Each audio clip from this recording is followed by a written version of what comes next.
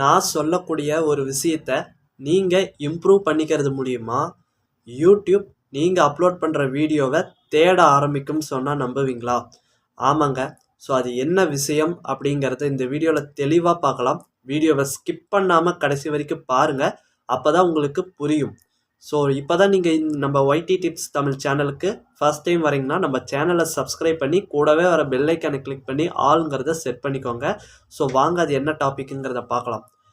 So புது YouTubers, beginner யூடியூபர்ஸுக்கு இருக்கிற ஒரு மிகப்பெரிய பிரச்சனை கேமரா முன் பார்த்து பேசுவது. கேமரா பயம், கேமராவை பார்த்து பேசுறதுக்கு தயக்கம். இதுதான் எல்லா யூடியூபர்ஸுக்கும் இருக்கிற ஒரு மிகப்பெரிய பிரச்சனை. இதை நீங்கள் சரி செஞ்சுக்கிட்டிங்கனாலே உங்கள் சேனலுக்கு வர வியூவர்ஸ் உங்கள் வீடியோவை ஃபுல்லாக பார்க்க ஆரம்பிப்பாங்க. அப்படி ஃபுல்லாக பார்த்துட்டாலே யூடியூப் உங்கள் வீடியோவை தேட ஆரம்பிக்கும். யூடியூப் அந்த மாதிரி வீடியோக்களை தான் ப்ரொமோட்டும் பண்ணுது. அது ஒரு நிமிஷம் வீடியோவாக இருந்தாலும் சரி, அந்த வீடியோவை எங்கேயுமே ஸ்கிப் பண்ண வைக்காமல் என்கேஜிங்காக கொண்டு போனீங்கன்னா நீங்கள் ஒரு நல்ல யூடியூபர். ஸோ அப்போது கேமராவை பார்த்து பேசுகிறதுக்கு அந்த பயம் வருது பார்த்தீங்களா? அந்த பயத்தை போக்கிட்டாலே உங்கள் வீடியோ சூப்பராக ரீச் ஆகிடும். அப்போ அந்த பயத்தை தான் நம்ம ஃபஸ்ட்டு போக்கணும். அதை எப்படி போக்குறது, அதை பற்றின ஒரு சில டிப்ஸை தான் இந்த வீடியோவில் சொல்ல போகிறேன். இது முழுக்க என்னுடைய பர்சனல் எக்ஸ்பீரியன்ஸை பேஸ் பண்ண டிப்ஸு மட்டும்தான். எந்த ஒரு இடத்துலையும் இது உண்மை இல்லை இது பொய் அப்படின்லாம் சொல்லப்படல. முழுக்க என்னுடைய இதுக்கு முன்னாடி நான் ஒரு 5 சேனல் ரன் பண்ணேன். அந்த சேனலில் நான் பண்ண மிஸ்டேக்ஸ்லேருந்து கற்றுக்கிட்ட ஒரு விஷயம்தான் இது. ஸோ வாங்க அந்த டிப்ஸ் என்னென்னு பார்க்கலாம். கேமரா பயத்தை போக்குவதற்கு என்னென்ன செய்யணும். அதில் ஃபஸ்ட்டு விஷயம், நீங்கள் ஆரம்பித்த அந்த சேனல் அல்லது அதில் போட்டிருக்கிற வீடியோஸ் எதையுமே உங்களுடைய ஃப்ரெண்ட்ஸ், சொந்தக்காரங்க, உங்களுக்கு தெரிஞ்சவங்க, ஓவரால் உங்களுக்கு தெரிஞ்சவங்க யார்கிட்டையுமே ஷேர் பண்ணாதீங்க. அப்படி ஷேர் பண்ணாமல் இருக்கிறது தான் ஃபஸ்ட்டு கேமரா பயத்தை போக்குறதுக்கான வழியே. என்னப்பா அப்போ ஷேர் பண்ணால் தானே வியூஸ் கிடைக்கும், அது மூலிமா தானே நமக்கு சப்ஸ்கிரைபர்ஸ் எல்லாம் கிடைப்பாங்கன்னா அப்படிலாம் இல்லை. யூடியூப்பில் நீங்கள் ஒரு வீடியோ அப்லோட் பண்ணிட்டீங்கனாலே போதும், யூடியூபே அந்த வீடியோவை ப்ரொமோட் பண்ண ஆரம்பிச்சிடும். அதனால் உங்களுக்கு தெரிஞ்சவங்க, உங்கள் சொந்தக்காரங்க, உங்கள் ஃப்ரெண்ட்ஸுக்கு அதை ஷேர் பண்ணுங்கிறது அவசியம் இல்லை.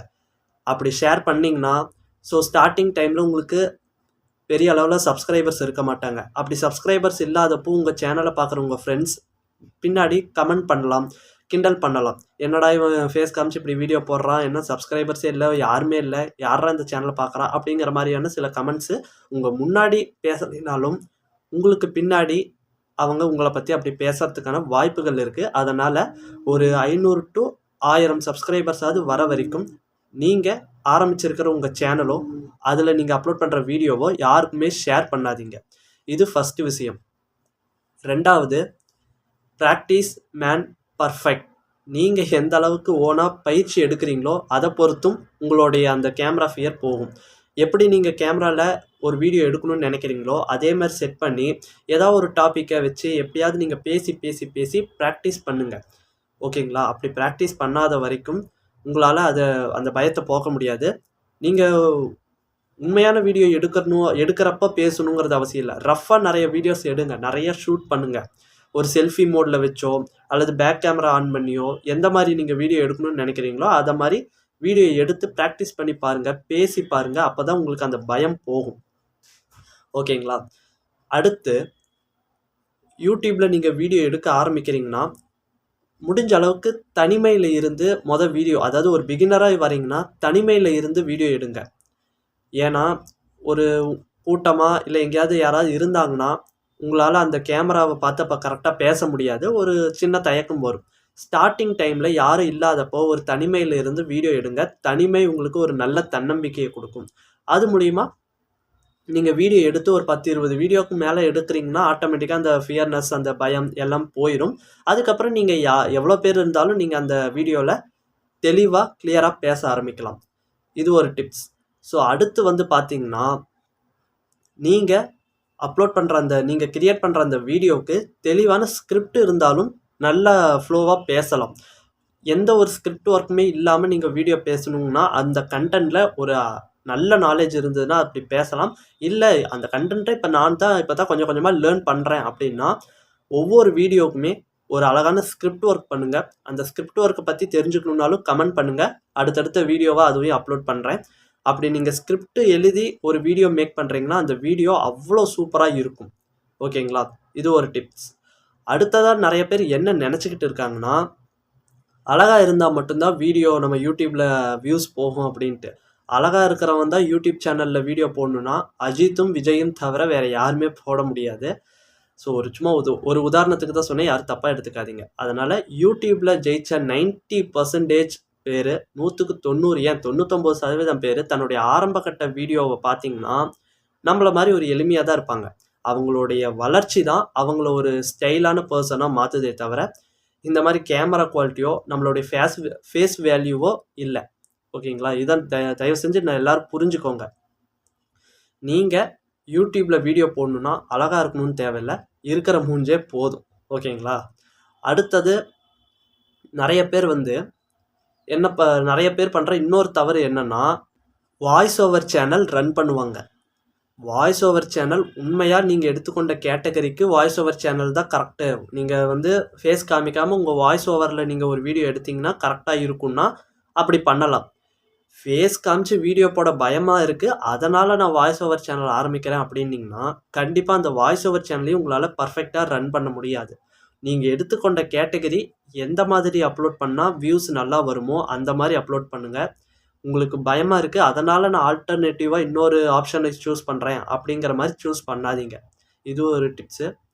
ஸோ நிறையா கண்ணாடி முன்னாடி நீங்களே இருந்து பேசி பாருங்கள். ஒரு ஆக்டிங் ஸ்டூடெண்ட்ஸ் எப்படியோ அதே மாதிரி தான் இது ஒரு சின்ன சினிமா மாதிரி தான். முழுக்க முழுக்க கண்ணாடி முன்னாடி இருந்து நீங்கள் பேசி பாருங்கள். சின்ன சின்ன ஸ்கிரிப்ட் ஒர்க் பண்ணுங்கள். அதை நீங்கள் எப்படி ஷூட் பண்ணணும்னு நினைக்கிறீங்களோ அதே மாதிரி ஷூட் பண்ணி ப்ராக்டிஸ் பண்ணி பாருங்கள். ரஃப்பாக நிறைய ஷூட் பண்ணி பாருங்கள். அப்போ தான் உங்களுக்கு பயம் போகும். ஓகேங்களா? முடிஞ்ச அளவுக்கு ஸ்கிரிப்டை கரெக்டாக ஒர்க் பண்ணுங்கள். ஸ்கிரிப்ட் ஒர்க் பண்ணி நீங்கள் வீடியோ பண்ணிங்கனாலே ஆட்டோமேட்டிக்காக எந்த கரெக்ஷனுமே வராது. அப்படியும் நீங்கள் வீடியோ எடுத்ததுக்கப்புறம் ஒரு சில மிஸ்டேக்ஸ் இருக்குது அப்படின்னா அதை எடிட் பண்ணுங்கள். அதை எடிட் பண்ணி எந்தெந்த பொசிஷன்லாம் நீங்கள் தப்பாக பேசியிருக்கீங்கன்னு தோணுதோ அதை கட் பண்ணிவிட்டு வீடியோவை எடுங்க. ஓகேங்களா? நீங்கள் எவ்வளோ தான் இது எல்லாத்தையுமே பண்ணினாலும் ஆரம்ப கட்டத்தில் ஒரு ஆகச்சிறந்த பேச்சாளராகவே நீங்கள் பேசினீங்கனாலும் அது எப்படியும் கொஞ்சம் சுமாராக தான் இருக்கும். நீங்கள் தொடர்ந்து வீடியோ அப்லோட் பண்ணிக்கிட்டே இருக்க தான் அது இம்ப்ரூவ்மெண்ட் ஆகும். அதனால் விட்டுறாமல் கன்சிஸ்டன்சியாக பயிற்சி பண்ணுங்கள். ஓகேங்களா? நீங்கள் வீடியோலையே ஒரு ஹை பர்சனாலிட்டியாக ஒரு நல்ல பேச்சாளராக ஆகணும்னு நினைக்காதீங்க. நீங்கள் அப்லோட் பண்ணுற ஃபஸ்ட்டு வீடியோலையே சூப்பராக பேசி ஒரு பிரம்மாண்டமாக இது வரைக்கும் யாருமே பேசாத அளவுக்கு ஒரு பேச்சாளரே மிஞ்சற அளவுக்கு நீங்கள் பேசி வீடியோ பண்ணிங்கனாலும் அடுத்த வீடியோ அதே மாதிரி நீங்கள் பண்ணி தான் ஆகணும். ஓகேங்களா?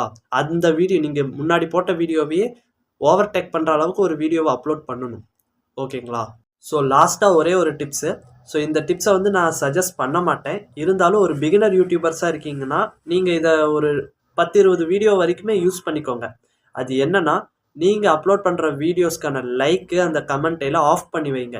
ஏன்னா ஒரு வளர்ந்த சேனலோ ஒரு 1500-2000 சப்ஸ்கிரைபர் இல்லை அதுக்கு மேலே இருக்கிற சேனல், அதாவது அதுக்கு மேலே சப்ஸ்கிரைபர்ஸ் இருக்கிற சேனலை கூட பெருசாக நெகட்டிவ் கமெண்ட் போட மாட்டாங்க. ஆனால் இந்த 1 சப்ஸ்கிரைபர் 2 சப்ஸ்கிரைபர் வச்சுருக்கிறப்போ அந்த சேனல் ஒரு வீடியோ போடுதுன்னா எங்கேருந்து தான் அவ்வளோ பேட் கமெண்ட்ஸை போடுவாங்களோ தெரியல. அவ்வளோ பேட் கமெண்ட்ஸை ஏதோ நம்மளை பற்றி ரொம்ப வருஷமாக தெரிஞ்சு நம்ம சேனலை ஏதோ ரொம்ப வருஷம் பார்த்துட்டு இருக்கிறவனாட்டம் பேட் கமெண்ட்ஸ் போடுவாங்க. ஸோ அதனால் ஸ்டார்டிங் ஸ்டேஜில் நீங்கள் அப்லோட் பண்ணுற வீடியோஸ்க்கான லைக்கு கமெண்ட்டெல்லாம் டிஃபால்ட்டாக ஆஃப் பண்ணி வைங்க. ஒரு 20-25 வீடியோ 30 வீடியோக்கு மேலே உங்களுக்கு அந்த கேமரா பயம் இல்லை அப்படிங்கிறப்போ உங்களுடைய வீடியோ பர்ஃபார்மன்ஸ் குட்டாக இருக்கும், அதாவது நல்லா இருக்கும். அப்போ அந்த லைக்கு கமெண்ட்டை ஆன் பண்ணுங்கள். ஓகேங்களா? அநேகமாக ஸோ ஏன் இதை நான் சஜஸ்ட் பண்ண மாட்டேன்னா, இது இப்படி லைக்கையும் கமெண்ட்டையும் ஆஃப் பண்ணி வைக்கிறப்போ உங்கள் வீடியோவுடைய பர்ஃபார்மன்ஸ் குறையும். ஓகேங்களா? உங்களுக்கு வர வேண்டிய வியூஸுங்கிறது கொஞ்சம் அடி வாங்கும். அதனால தான் சொன்னேனே தவிர வேறு எந்த ஒரு காரணமும் இல்லை. எப்போவுமே யூடியூப்பை பொறுத்த வரைக்கும் உங்களுடைய கமெண்ட் எல்லாம் ஆன்லேயே இருக்கணும். அது என்ன கமெண்ட் வந்தாலும் சரி, அது அப்படியே பப்ளிஷாக இருந்ததுன்னா எவ்வளோக்கு எவ்வளோ உங்கள் வீடியோஸ்க்கு அந்த கமெண்ட் பப்ளிக்கில் இருக்குது, உங்கள் லைக் எவ்வளோக்கு எவ்வளோ நீங்கள் ஓப்பனாக வச்சுருக்கீங்க, இதெல்லாம் பொறுத்து உங்களுடைய வீடியோவை யூடியூப் கொஞ்சம் ப்ரமோட் பண்ணும். ஓகேங்களா? ஆனால் ஒரு ஸ்டார்டிங் யூடியூபராக இருக்கீங்கன்னா இதை ஆஃப் பண்ணி கொஞ்சம் வீடியோஸ் போட்டு பழக்கமானதுக்கப்புறம் ஆன் பண்ணுங்க. ஓகேங்களா? எண்டு ஸ்க்ரீனில் ஒரு முக்கியமான வீடியோ கொடுக்குறேன், மறக்காமல் அந்த வீடியோவை செக் பண்ணி பாருங்கள். ரொம்ப யூஸ்ஃபுல்லாக இருக்கும். உங்களை அந்த வீடியோவில் சந்திக்கிறேன்.